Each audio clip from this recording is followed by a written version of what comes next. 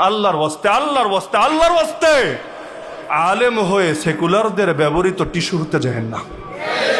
দ্বীনের জন্য কিছু করতে যদি নাও পারেন, অন্তত দ্বীনের বিরোধীদের হাতকে শক্তিশালী করতে যায় না।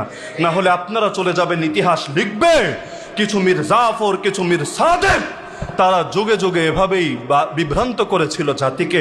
একটা ফতোয়া কখনো দ্বীনের বিজয়কে এগিয়ে দিতে পারে, আবার একটা ফতোয়া দ্বীনের বিজয়কে অনেক পিছিয়ে দিতে পারে। সুতরাং আল্লাহর ওয়াস্তে দিন কায়েমের কাফেলা সঙ্গী থাকেন।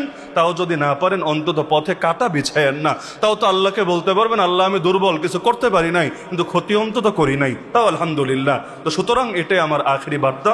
তো বিদ্যমান প্রেক্ষাপটে, দেশের প্রেক্ষাপট আগের চাইতে অনেকটা ভালো আলহামদুলিল্লাহ, কিন্তু আগামী দিনে কয়দিনেই ভালো থাকবে এটা আল্লাহ ছাড়া কেউ জানে না। আমরাও হর হালতে সব কিছুর জন্য রেডি থাকি আলহামদুলিল্লাহ। সুতরাং আসেন, আগামী দিনে চূড়ান্ত লড়াইয়ের জন্য প্রস্তুত হই ইনশাআল্লাহ। আলেমদের নেতৃত্বে এই জাতি চলবে ইনশাআল্লাহ।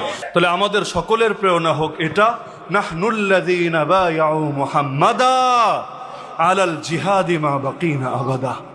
আমরা সেই জাতি যারা মুহাম্মদ সাল্লাল্লাহু আলাইহি ওয়াসাল্লামের হাতে হাত রেখে বায়াত করেছি, যতদিন বেঁচে থাকবো জিহাদের পথ ছাড়বো না। তো আমরা তো আর ডাইরেক্ট নবীর হাতে হাত রেখে বায়াতবদ্ধ হতে পারলাম না, কিন্তু আমরা অন্তত নবীর কোন অনুসারীর হাতে হাত রেখে তো বায়াতবদ্ধ হতে পারবো যে ইনশাআল্লাহ যতদিন বেঁচে থাকবো দিন কায়েমের পথ আমরা ছাড়বো না।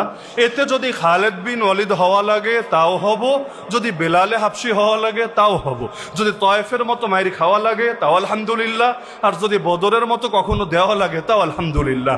আমরা যদি বিজয় দেখে যেতে না পারি, সুমাইয়া রাদিয়াল্লাহু আনহার মতো আগেই শহীদ হয়ে যাই তাও আলহামদুলিল্লাহ।